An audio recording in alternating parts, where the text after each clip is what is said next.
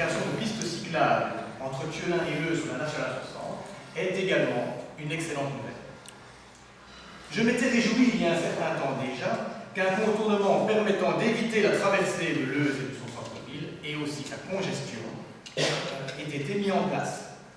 Je me suis très récemment réjoui de l'existence d'un projet d'extension de notre ville par la construction d'un quartier durable où serait favorisée la mobilité douce et le développement durable. Mais il me reste également de nombreuses raisons de m'inquiéter. Je m'inquiète par exemple de ce que l'octroi des subsides dont on vient de parler par la région wallonne dans le cadre du plan infrastructure 2016-2019 mentionne textuellement la traversée de Leuze en Hainaut via la nationale 60 alors que le contournement a été créé pour éviter cette traversée. Je m'inquiète également du changement de circulation qui est prévu dans le projet, dont on a déjà entendu un petit peu parler, dans le projet d'aménagement de la Grande Place, que ce changement de direction puisse avoir un impact et que ces travaux auront aussi un impact sur la circulation leuzoise des voitures, mais aussi des piétons, des vélos, des personnes à mobilité réduite. Pour toutes ces catégories d'usagers faibles, il reste encore beaucoup d'efforts à réaliser en matière de passage pour piétons, de descente de trottoirs ou encore de pistes cyclables ou d'entretien des sentiers et des fenêtres. Je m'inquiète aussi quant à l'offre de parking nécessaire à la survie des commerces en centre-ville, mais mis à mal aujourd'hui par la fin de la gratuité du parking de la gare de Leuze. Je m'inquiète quant à la façon dont le nouveau quartier Leuze-la-Neuve, comme certains l'appellent déjà, sera connecté au reste de la ville, pour les usagers faibles, mais également pour les voitures. Je m'inquiète aussi que les villages de l'entité ne soient finalement laissés pour compte et que ces projets ne finissent par entièrement déconnecter de notre centre-ville en mutation les villages et que c'est l'inverse de ce que l'on souhaite qu'ils se produise et que ces villages soient dénués de connexion avec le centre-ville. Je m'interroge donc sur la stratégie concernant la mobilité à Leuze en Hainaut et en particulier sur la synchronisation et l'intégration des différents aspects de la mobilité à Leuze. Il serait probablement souhaitable que l'ensemble de ces aspects liés à la mobilité soient étudiés de manière précise et globale. C'est là l'objet d'un plan communal de mobilité. Outre le fait d'être l'occasion d'une objectivation des besoins et des contraintes en matière de mobilité, l'établissement d'un tel plan revêt de nombreux avantages. Un PCM, plan communal de mobilité, est en effet une condition sine qua non pour accéder à de nombreux subsides ou pour répondre à certains appels d'offres. Pour d'autres subsides, disposer d'un PCM n'est pas obligatoire, mais en facilite grandement l'obtention auprès de la région wallonne, pour autant que ceci. Le plan de stationnement actuel n'est vraisemblablement pas à même de répondre à ces enjeux. Un PCM pourrait aussi être l'occasion d'analyser l'usage qui est fait du contournement de Leuze et de l'impact du trafic de transit sur la mobilité au centre-ville.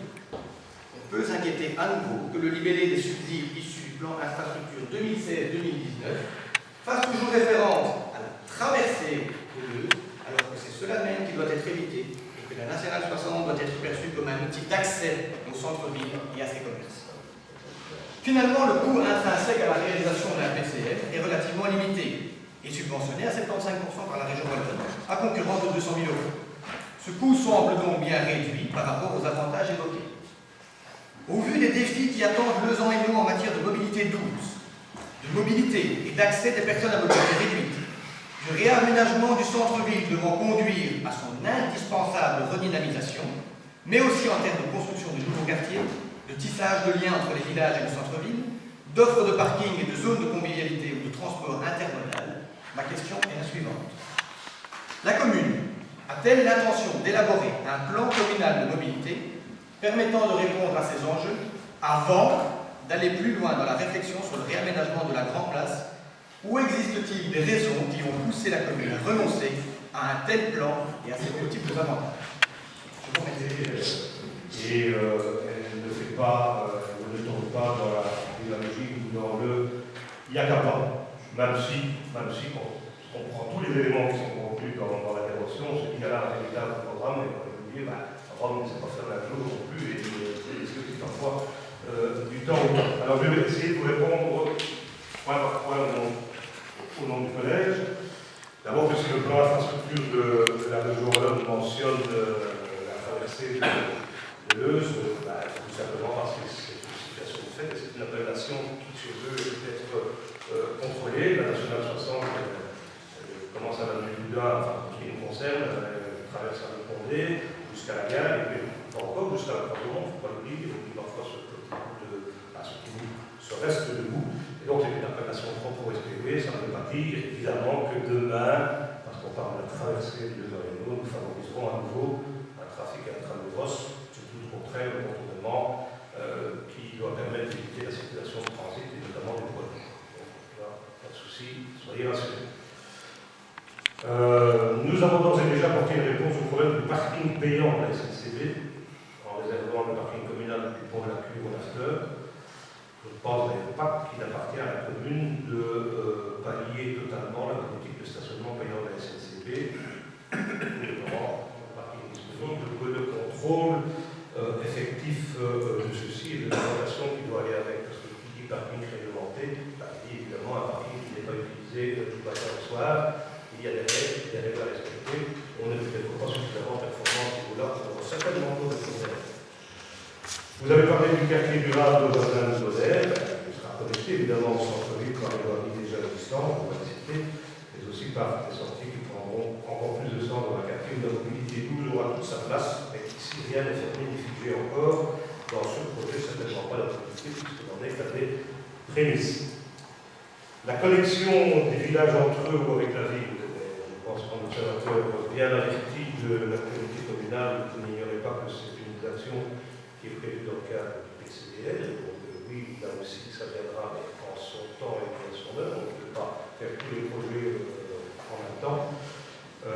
La Nationale 60 vient, dont la grande place, je rappelle que c'est la propriété du SPV, qui en novembre 2014 a désigné un bureau d'études, qui a monté à Wallon, qui s'appelle Grande-Mer, pour le d'étudier le réaménagement. Ce bureau a entamé ses travaux en janvier 2015 et un premier document a été élaboré, lequel a fait l'objet de remarques tant du collège que de la CCRDF et du comité d'accompagnement. Et depuis l'avancement, une analyse de trafic a aussi été effectuée sur une forme d'étude de mobilité. Vous en avez probablement vu les instruments installés sur les différentes voiries autour de la montagne, ces différentes voiries d'accès. Les résultats sont connus, moi je les ai ici, mais ce sont des cours et je n'ai pas la capacité de les analyser à ce stade, mais ça va être aussi le travail qui est maintenant, va être maintenant demandé aux bureaux d'études, analyser, traiter et prendre en compte pour la rédaction d'un projet plus abouti.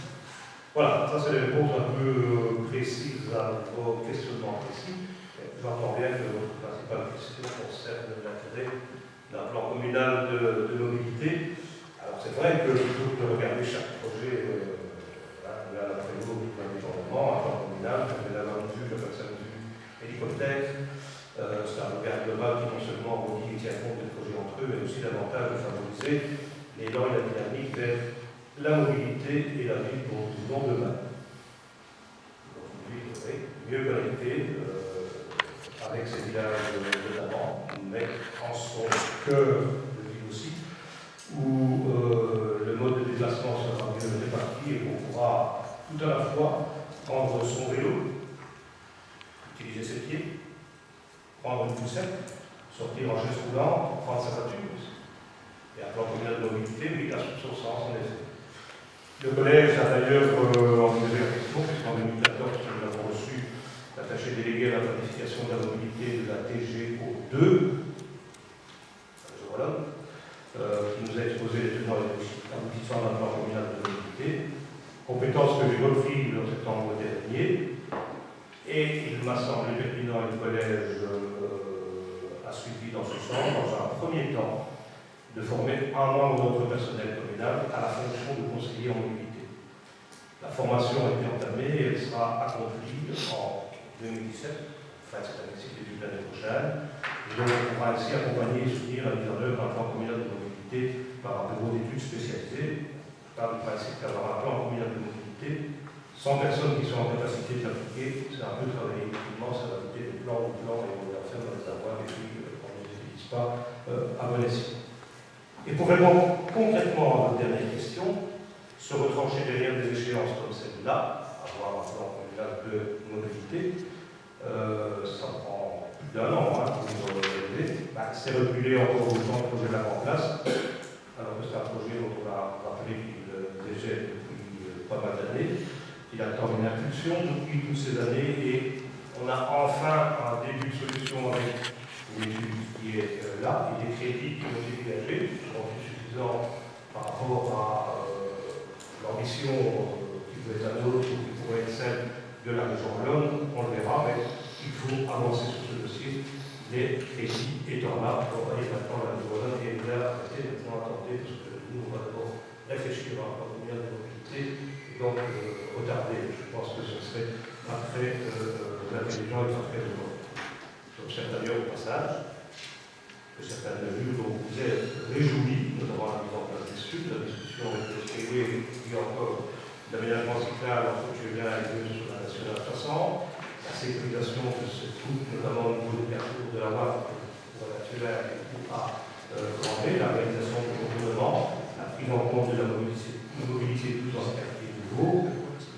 Vous vous en réjouissez, on a pu le faire sans que la ville soit pourtant dotée d'un plan communal de mobilité. Donc, non à votre question, regardez tout ce qu'il y a en place pour faire préalablement un plan communal de mobilité. Mais oui, demain, pourquoi pas, un plan communal de mobilité pourrait être intéressant pour nous aider dans la gestion de ces aspects-là de la ville. Voilà la réponse que je voulais vous apporter au nom du collège.